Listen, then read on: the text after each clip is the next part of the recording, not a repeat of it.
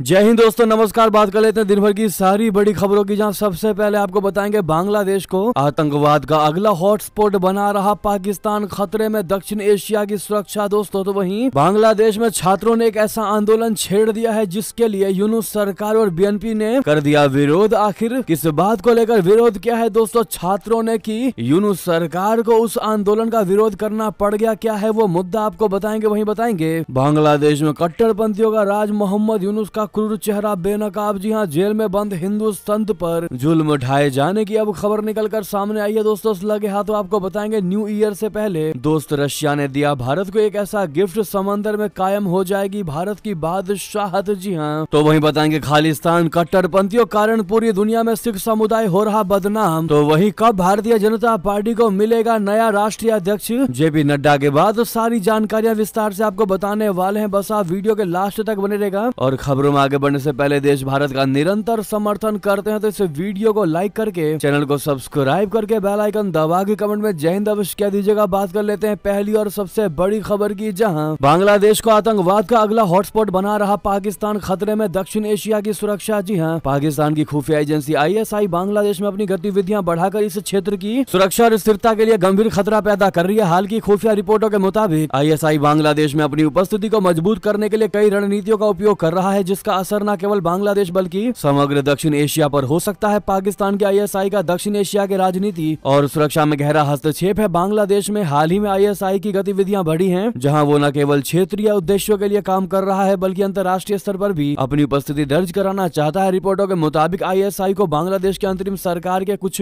प्रभावशाली नेताओं से अप्रत्यक्ष समर्थन प्राप्त है, जिससे इस स्थिति की गंभीरता बढ़ जाती है। दोस्तों वहीं आपको बताते बांग्लादेश में अब छात्र संगठन ने संविधान बदलने की कर डाली मांग, जिसकी यूनुस सरकार और बीएनपी ने किया विरोध। जी हां, बांग्लादेश की राजनीति में संभावित रूप से एक नया मोड़ आने वाला है। यहां दी एंटी डिस्क्रिमिनेशन स्टूडेंट मूवमेंट्स ने रविवार को कहा है कि 1972 के संविधान को खत्म कर दिया जाना चाहिए, जिसे उन्होंने मुजीबिस्ट विधान करार दिया। उनका दावा है कि इसने भारत की आक्रामकता के लिए रास्ते खोले हैं। इस मुद्दे पर बांग्लादेश की अंतरिम सरकार और प्रमुख विपक्षी दल भी विरोध में है। एक प्रेस कॉन्फ्रेंस में संगठन के संयोजक हसनत अब्दुल्ला ने कहा है कि नया घोषणा पत्र 31 दिसंबर को केंद्रीय शहीद मीनार परिसर में जारी किया जाएगा। उन्होंने कहा कि ये घोषणा पत्र इस बात को स्पष्ट करेगा कि 1972 का संविधान कैसे बांग्लादेश की जनता को नुकसान पहुंचा रहा था और नए घोषणा पत्र में संविधान को बदलने की रूपरेखा बताई जाएगी। जी हां, प्रस्तावित घोषणा पत्र के आलोचक इसे संविधान के ऐतिहासिक महत्व का अपमान मान रहे हैं, खास करके जब 1972 का संविधान बांग्लादेश की स्वतंत्रता के एक साल बाद प्रतिनिधियों द्वारा तैयार किया गया था। जी हां दोस्तों, पूर्व प्रधानमंत्री खालिदा जिया की पार्टी BNP ने प्रस्ताव पर नाराजगी जाहिर किया। BNP के एक वरिष्ठ मिर्जा अब्बास ने कहा है कि संविधान को दफनाने की बातें कहना फांसीवादी है। उन्होंने कहा कि अगर संविधान में कुछ खराबी है तो उससे संशोधित किया जा सकता है, सुधारा जा सकता है, लेकिन संविधान को दफनाने की जैसी बातें नहीं कही जानी चाहिए। वहीं आपको बता दें फिर एक बार बांग्लादेश की खुल गई है पोल। दोस्तों बांग्लादेश में कट्टरपंथियों का राज है, ये बात अब आप या कोई भी इस खबर से मान सकता है। दरअसल मोहम्मद यूनुस का क्रूर चेहरा आप सबके सामने हम लेकर आए हैं। दोस्तों बेनकाब हो गया है यूनुस का चेहरा। जेल में बंद हिंदू संत पर जुल्म की बड़ी खबर निकलकर सामने आई है। दोस्तों बांग्लादेश में प्रधानमंत्री शेख हसीना को अब दस्त करने के बाद से पड़ोसी देश में हिंसा और लूटपाट का दौर थमने का नाम नहीं ले रहा। अराजकता का माहौल का अंदाजा इसी से लगाया जा सकता है कि अल्पसंख्यकों का जीना दुश्वार हो चुका है। खास करके हिंदुओं को चुन चुन कर निशाना बनाया जा रहा है, उनकी संपत्तियों को लूटा जा रहा है और महिलाओं के साथ बर्बरता की जा रही है। और जो भी कोई इस विरोध में आवाज उठाने की कोशिश कर रहा है उस शख्स को जेल में डाल दिया जा रहा है, वो भी ठूस ठूस करके। जी हाँ, संत चिन्मय कृष्ण दास भी एक ऐसा ही नाम है जिन पर बेइंतहा जुल्म ढाए जा रहे हैं। हिंदू अल्पसंख्यकों के पक्ष में आवाज उठाने पर उन्हें गिरफ्तार करके जेल में बंद कर दिया गया है। बताया जा रहा है कि वो गंभीर रूप से बीमार है, लेकिन उनका समुचित इलाज नहीं कराया जा रहा है। जानकारी के मुताबिक जेल में बंद हिंदू संत चिन्मय कृष्ण दास की तबीयत बेहद खराब है। बांग्लादेश में सक्रिय हिंदू संगठनों का कहना है कि चिन्मय कृष्ण दास जेल में गंभीर रूप से बीमार है, लेकिन बांग्लादेश सरकार उनका सही से इलाज नहीं करवा रही है। बांग्लादेश में हिंदू संगठनों ने समुदाय के लोगों से अपील किया कि वे 1 जनवरी 2025 को सभी मंदिरों में चिन्मय कृष्ण दास के अच्छे स्वास्थ्य के लिए पूजा करें। आपको बता दें कि बांग्लादेश में सैकड़ों हिंदू लोगों की संपत्तियों को तबाह कर दिया गया है। उनके घर मकान के साथ ही उनके दुकानों को भी नुकसान पहुंचाया गया है। अल्पसंख्यक समुदायों के लोगों के खिलाफ हिंसा करने की खबरें लगातार सामने आ रही है। इसके बावजूद मोहम्मद यूनुस की अगुवाई वाली अंतरिम सरकार हाथ पर हाथ धरे बैठी है और उल्टा इन अल्पसंख्यकों पर अंदर खाने अत्याचार करवाने की कोशिश कर रही है। दोस्तों इस पर आपकी राय तो बनती है। ऐसे में आप में से कितने लोग चाहते हैं कि दोबारा से शेख हसीना की सरकार सरकार बननी ही चाहिए बांग्लादेश में, तभी कुछ भारत को लेकर पॉजिटिव खबर सामने आ सकती है। तो बताना बिल्कुल मत भूलिएगा आप लोग, देखते हैं कितने लोग ऐसा मानते हैं दोस्तों। साथ में वीडियो को लाइक करना मत भूलिएगा, सामने लाइक का बटन अगर आपने अभी तक लाइक नहीं किया है। तो अगली खबर की बात कर लेते हैं, जहां पर न्यू ईयर से पहले दोस्त रशिया ने दिया भारत को एक ऐसा गिफ्ट, समंदर में कायम हो जाएगी अपने भारत की बादशाहत। जी हां, रशिया से कलिनिनग्राद से 17 दिसंबर 2024 को भारत के लिए रवाना हुआ नवीनतम स्टील्थ मिसाइल फ्रिगेट INS सुशील जल्द ही भारत आने वाला है। रविवार को अधिकारियों ने बताया कि INS सुशील के फरवरी मध्य में देश के पश्चिमी तट पर आने की उम्मीद है। रशिया में बने इस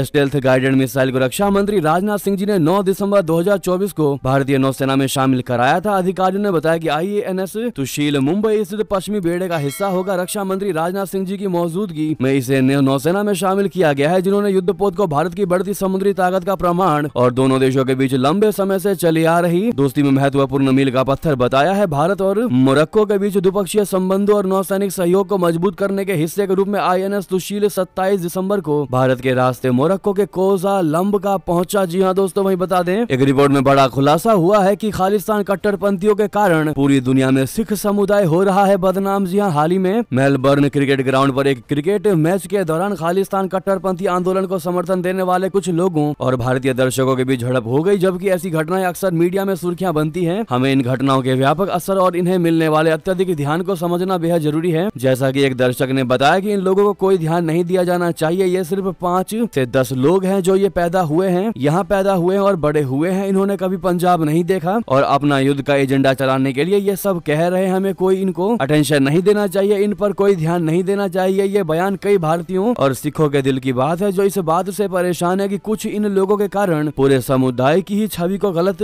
साबित किया जा रहा है। सिख धर्म एक ऐसा धर्म है जो समानता, न्याय और मानवता की सेवा के सिद्धांतों पर आधारित है। ये दुनिया भर में अपनी समावेशिता और विविधता के लिए जाना जाता है। दोस्तों, ऐसे में क्या आप भी यही मानते हैं कि इन कुछ गिने चुने खालिस्तानी आतंकवादियों की वजह से पूरा सिख समुदाय ही बदनाम होता जा रहा है? बताना मत भूलिएगा दोस्तों, आपको क्या लगता है। वहीं आपको बता दें, अफगानिस्तान का पाकिस्तान को जवाब, चौकियों पर दाग दी गोलियां, एक पाकिस्तानी सैनिक की मौत, 11 के घायल होने की खबर आ रही है। दोस्तों बता दें, पाकिस्तान द्वारा 2 दिन पूर्व अफगानिस्तान में घुसकर TTP के आतंकी ठिकानों पर हवाई हमले करने के बाद अफगानिस्तान ने जवाब दे दिया है। अफगान तालिबान बल ने पाकिस्तान की सीमा चौकियों पर गोलीबारी कर दी। गोलीबारी में पाकिस्तान के अर्धसैनिक बल के एक सैनिक की मौत हो गई, जबकि 11 अन्य सैनिक घायल हो गए। ये गोलीबारी पाकिस्तान की ओर से अफगानिस्तान में प्रतिबंधित तहरीके तालिबान के आतंकियों को निशाना बनाकर किए गए हमलों के जवाब में की गई। दोस्तों बता दें, पाकिस्तानी रक्षा सूत्रों के मुताबिक अफगानिस्तान के सैनिकों ने ऊपरी खुर्रम जिले में कई पाकिस्तानी सीमा चौकियों पर गोलीबारी कर दी। इस दौरान गोज, गढ़ी, माथा, संगर, कोट, राघा और तारी मैंगल इलाकों में बनी चौकियों पर भी गोलियां दाग दी। गोलीबारी में पाकिस्तान के एक सैनिक की मौत हो गई और 11 अन्य घायल हो गए। बताया ये भी जा रहा है कि पाकिस्तान ने भी अफगानिस्तान पर जवाबी कार्रवाई की। इसमें अफगान सेना के 7 से 8 जवान मारे गए। जी हाँ, इससे पहले पाकिस्तान ने अफगानिस्तान के पूर्वी पख्तिका प्रांत में तहरीके तालिबान पाकिस्तान आतंकियों के 4 ठिकानों को निशाना बनाया था। इस हमले में 46 लोगों की मौत हो गई थी, जबकि तालिबान के रक्षा मंत्रालय ने इन हमलों की कड़ी निंदा की। अफगानिस्तान के पूर्व राष्ट्रपति हामिद करजई और कुछ अन्य नेताओं ने भी पाकिस्तान के हवाई हमलों की निंदा की और इसका जवाब देने की भी बात कही थी। दोस्तों वहीं बता दें, दिल्ली पुलिस की बड़ी सफलता, मुठभेड़ के बाद 2 मोस्ट वांटेड अपराधी हुए गिरफ्तार। 80 घटनाओं में संलिप्त थे ये आरोपी। जी हां, दिल्ली पुलिस ने रविवार को मुठभेड़ के बाद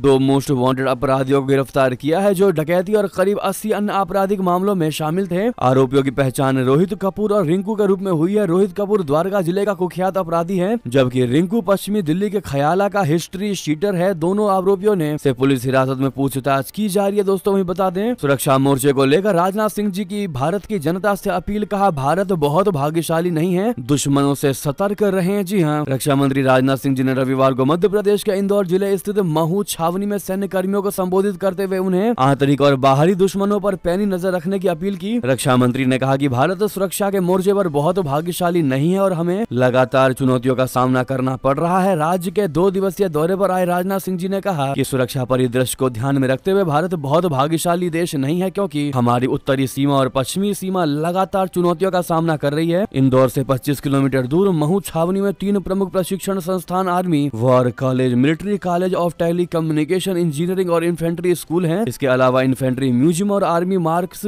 मैनशिप यूनिट भी है। उन्होंने सैन्य कर्मियों से कहा कि हमें आंतरिक मोर्चे पर भी चुनौतियों का सामना करना पड़ रहा है। इस पृष्ठभूमि में हम बेफिक्र नहीं हो सकते। हमारे दुश्मन चाहे आंतरिक हो या बाहरी, हमेशा सक्रिय रहते हैं। इन परिस्थितियों में हमें उनकी गतिविधियों पर कड़ी नजर रखनी चाहिए और उनके खिलाफ उचित और समय पर प्रभावी कदम उठा देने चाहिए। वहीं बता दें, सुन्नी आतंकियों ने ईरान को दहलाया, सुसाइड अटैक में टॉप अधिकारी की ले ली जान, मच गया हड़कंप। जी हां, सुन्नी आतंकियों ने ईरान की धरती को दहला दिया। दक्षिणी ईरान में एक आत्मघाती हमलावर ने पुलिस अधिकारी की हत्या कर दी और एक अन्य को घायल कर दिया। जिस इलाके में यह हमला हुआ है वहां सुन्नी मुस्लिमों की बड़ी आबादी है। हमले को अंजाम देने वाले आतंकी संगठन का नाम अंसार अल फुरकान बताया जा रहा है। यह आतंकी संगठन अलकायदा से जुड़ा हुआ है। ईरानी सरकार की इस संगठन को आतंकी संगठन के रूप में नामित किया गया है। देश के शक्तिशाली रिवॉल्यूशनरी गार्ड के करीबी और कट्टरपंथी अखबार जावल डेली ने अपनी रिपोर्ट में कहा है कि आत्मघाती हमलावर ने शनिवार शाम को हारमोज गान प्रांत के बंदर लैंगेह में कैप्टन मोजतबा शाहिद की कार को रोका और फिर खुद को उड़ा लिया। अखबार ने बताया कि शाहिद के डिप्टी भी कार में थे, उन्हें भर्ती करवाया गया है। वहीं बताते दक्षिण कोरिया विमान हादसे में 179 लोगों की मौत की खबर, इस पर भारत ने भी जताया दुख। जी हां, दक्षिण कोरिया में एक हवाई अड्डे पर रविवार को उतरते समय एक यात्री विमान में आग लगने की घटना में 179 लोगों की मौत हो गई। अधिकारियों ने ये जानकारी दी। अधिकारियों ने बताया कि यह देश में अब तक हुए सबसे विभत्स हवाई हादसों में से एक है। देश की राष्ट्रीय अग्निशमन एजेंसी ने बताया है कि बचाव दल मुआन शहर स्थित इस हवाई अड्डे पर जेजू एयर यात्री विमान से लोगों को निकालने की कोशिश में जुटा हुआ है। विमान में 181 यात्री सवार थे। विमान हादसे पर भारत ने भी दुख जताया। भारत ने रविवार को कहा कि दक्षिण कोरिया के मुआन शहर में हुए विमान हादसे के बारे में जानकर उसे बहुत दुख हुआ है। सियोल में भारत के राजदूत अमित कुमार ने एक्स पर पोस्ट करते हुए कहा कि आज मुआन हवाई अड्डे पर हुए दुखद विमान हादसे के बारे में जानकर बहुत दुख हुआ। हम शोक संतप्त परिवार के सदस्यों के प्रति अपनी संवेदनाएं व्यक्त करते हैं। भारतीय दूतावास इस कठिन घड़ी में कोरिया गणराज्य के लोगों और सरकार के साथ एकजुटता से खड़ा है। वहीं बता दें, इसी तरह की खबर कनाडा से भी आ रही है, जहां पर हवाई अड्डे पर उतरते समय एयर कनाडा के विमान में लगी आग, सुरक्षित निकाले गए सभी यात्री। जी हां, एयर कनाडा के एक विमान की रविवार को खराब लैंडिंग हुई। विमान रनवे से फिसल गया और उसके एक हिस्से में आग लग गई। ये विमान न्यूफाउंडलैंड द्वीप के सेंट जॉन्स शहर से नोवा स्कॉटिया प्रांत के गोपस में हैलिफैक्स हवाई अड्डे पर उतर रहा था। सीबीसी न्यूज के मुताबिक हवाई अड्डे की ओर से जारी बयान में बताया गया कि घटना एयर कनाडा की उड़ान संख्या 2259 में हुई, जिसे पाल एयरलाइंस द्वारा संचालित किया जा रहा था। घटना स्थानीय समय के अनुसार 9:30 बजे हुई। हालांकि बयान में रविवार को सवार यात्रियों की संख्या के बारे में कोई जानकारी नहीं दी गई है। दोस्तों वहीं बता दें, अमेरिकी नागरिकों को ले जा रहे हेलीकॉप्टर भी पक्षी से टकराया। नेपाल में कराई गई आपात लैंडिंग। आखिर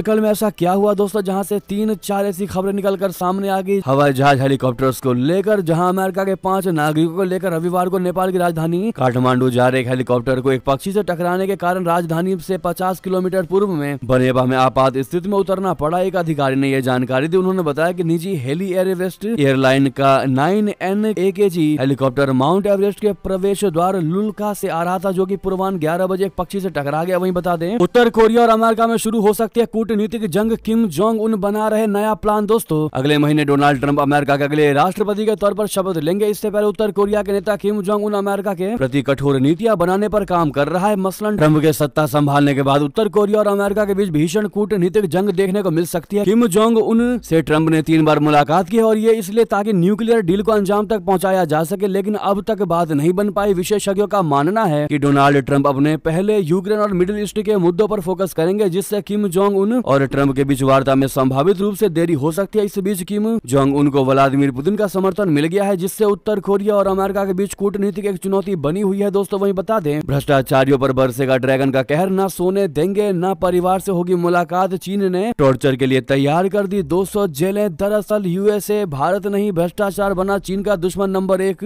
दोस्तों चीन में राष्ट्रपति शी जिनपिंग के नेतृत्व में भ्रष्टाचार विरोधी अभियान चलाया जा रहा है, जिसके तहत ड्रैगन ने 200 से ज्यादा जेलों का निर्माण या विस्तार किया। इन हिरासत केंद्रों को लियूजी के नाम से जाना जाता है। इन जेलों में रहने वालों को 6 महीने तक न तो कोई कानूनी सलाह मिलेगी और न ही परिवार से मिलने की इजाजत होगी। CNN की रिपोर्ट के मुताबिक 2012 में सत्ता में आने के बाद से राष्ट्रपति जिनपिंग ने भ्रष्टाचार से निपटने और कम्युनिस्ट पार्टी और सेना पर नियंत्रण मजबूत करने का प्राथमिकता दी है। अब अपने तीसरे कार्यकाल में उनके नेतृत्व में भ्रष्टाचार विरोधी अभियान चलाया जा रहा है, जो पार्टी लाइनों से आगे बढ़कर सार्वजनिक संस्थानों तक पहुंचाया गया है। दोस्तों दरअसल लिगुजी की तुलना विवादास्पद शुआंग गोगोई से किया जा रही है, जिसे यातनाओं के लिए जाना जाता है। इससे केंद्रों में पैडेड सरफेस 24 घंटे सिक्योरिटी गार्ड और कैदियों की निगरानी के लिए सर्विलांस कैमरे लगे हैं। दोस्तों वही बता दें, LAC के पास 14,300 फीट की ऊंचाई पर सेना ने लगाई छत्रपति शिवाजी की मूर्ति। जी हाँ, भारतीय सेना ने 14,300 फीट की ऊंचाई पर स्थित पेंगोंग झील के किनारे मराठा योद्धा छत्रपति शिवाजी की एक मूर्ति स्थापित की है। ये जगह पूर्वी लद्दाख क्षेत्र क्षेत्र में चीन के साथ लगने वाली वास्तविक नियंत्रण रेखा यानी LAC के निकट है। सेना के लेह स्थित 14 कोर ने कहा कि इस मूर्ति का उद्घाटन भारतीय शासक की अडिग भावना को मनाने के लिए किया गया है, जिनकी धरोहर आज भी प्रेरणा का स्रोत बनी हुई है। इस मूर्ति का गुरुवार को 14 कोर के general officer commanding lieutenant general Hitesh Bhalla द्वारा अनावरण किया गया। ये फायर एंड फ्यूरी कोर के नाम से प्रसिद्ध है। 14 कोर ने एक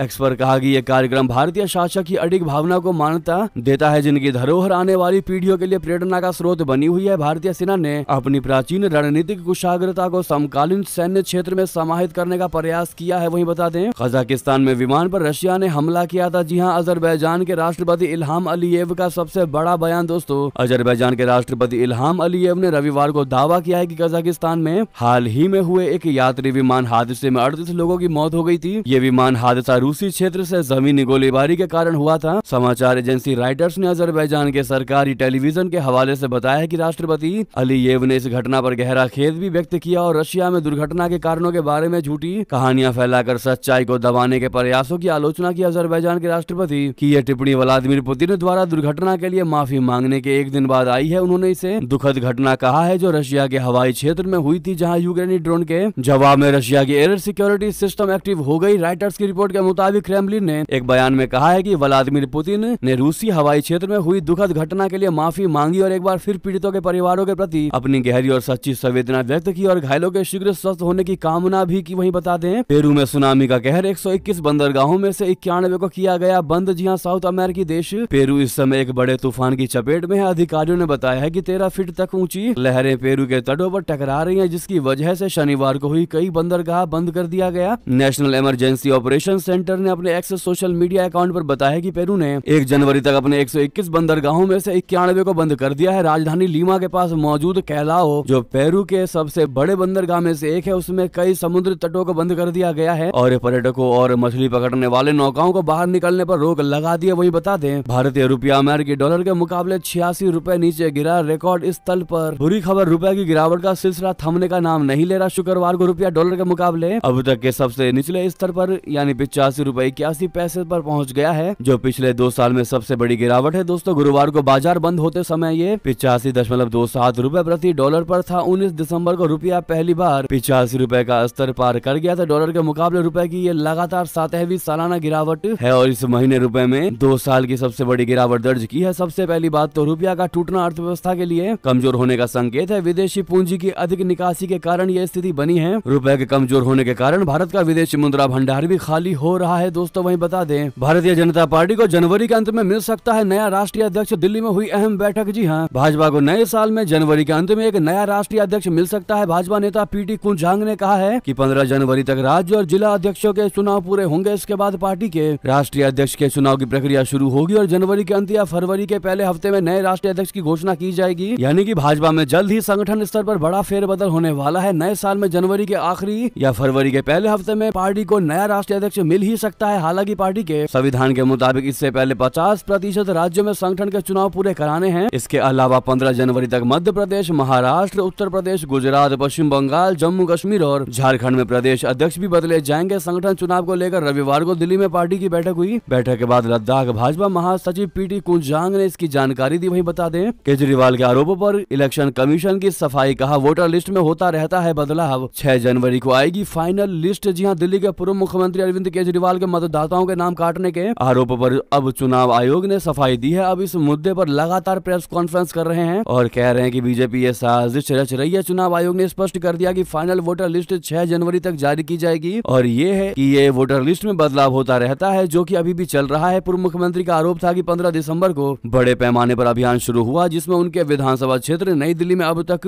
5000 मतदाताओं के नाम हटाने के लिए एप्लीकेशन दिए गए थे। वहीं आपको बता दें, मनमोहन सिंह जी के अस्थि विसर्जन पर भी मच गया विवाद। दोस्तों, पूर्व प्रधानमंत्री मनमोहन सिंह जी के निधन पर सियासत तेज हो गई है। पहले अंतिम संस्कार को लेकर राहुल गांधी ने भाजपा पर डॉक्टर मनमोहन सिंह जी के अपमान का आरोप लगाया था, तो अब अस्थि विसर्जन के मौके पर गांधी परिवार के नदारद रहने को लेकर भाजपा हमलावर हो गई। भाजपा की तरफ से कहा गया है कि आज वहां पर कैमरा नहीं था, इसलिए गांधी परिवार का कोई भी सदस्य उपस्थित नहीं था। कांग्रेस ने एक बार फिर से उनका अपमान किया है। भाजपा नेता मनजिंदर सिरसा ने गांधी परिवार पर हमला बोलते हुए कहा, यह देखना दुखद है कि गांधी परिवार कल से पूर्व प्रधानमंत्री के अंतिम संस्कार पर राजनीति करने में लगा हुआ था, लेकिन आज यमुना के किनारे उनकी अस्थियां विसर्जित करते समय कोई कैमरा नहीं था, तो वहां ना तो गांधी का परिवार कोई सदस्य गया और न ही कांग्रेस का कोई नेता नजर आया। साथ ही साथ बता दें, उत्तर प्रदेश में मंदिर मस्जिद विवाद को तूल न दे। जी हां, आरएसएस प्रमुख मोहन भागवत ने किया आगाह। दोस्तों, राष्ट्रीय स्वयंसेवक संघ के प्रमुख मोहन भागवत ने उत्तर प्रदेश में मंदिर मस्जिद विवादों को उठाने के खिलाफ सलाह दी, जो कि महाकुंभ से पहले प्रयागराज में दी गई। इस बयान से विवाद पैदा हो गया, खासकर तब जब अखिल भारतीय अखाड़ा परिषद, जो 13 हिंदू धार्मिक संगठनों का सर्वोच्च निकाय है, मंदिरों पर मुस्लिम शासकों द्वारा कथित रूप से मस्जिदों को बनाने के लिए तोड़े गए विवादों पर कोई रुख अपना सकता है। भागवत का यह बयान संभल में हुई हिंसा के संदर्भ में आया, जहां शाही मस्जिद की सर्वेक्षण प्रक्रिया के दौरान विवाद उत्पन्न हुआ, जिसे सम्राट बाबर ने 1529 में एक मंदिर को तोड़कर बनवाया था। अखाड़ा परिषद इस मुद्दे पर भिन्न दृष्टिकोण अपना सकता है। वहीं बता दें, फिर एक बार किसानों ने भरी महापंचायत की हुंकार। अब 0 पॉइंट पर क्या करने वाले हैं ये अन्नदाता बता दें। एक बार फिर किसानों ने नई दिल्ली की तरफ आंख दिखाना शुरू कर दिया है। इसी कड़ी में ग्रेटर नोएडा के 0 पॉइंट पर किसानों ने 30 दिसंबर को एक महापंचायत का आयोजन किया है। इस महापंचायत में भारतीय किसान यूनियन के नेता राकेश टिकैत किसानों को संबोधित करेंगे। पश्चिमी उत्तर प्रदेश के सैकड़ों किसान अपने ट्रैक्टर ट्रॉली के साथ इस महापंचायत में शामिल होने के लिए एकजुट होंगे। जी हाँ, इसी बीच ये थी की सारी बड़ी खबरें। आपको खबर कैसी लगी कमेंट में बताना बिल्कुल मत भूलिएगा। साथ ही इस वीडियो को लाइक करके, चैनल को सब्सक्राइब करके, बेल आइकन दबा के जय हिंद कहते हुए वीडियो को दोस्तों में, भाइयों में, साथियों में, रिश्तेदारों में शेयर अवश्य कर दीजिएगा। मिलता अगली खबर में। बहुत बहुत धन्यवाद यहाँ तक बने रहने के लिए। जय हिंद, जय भारत।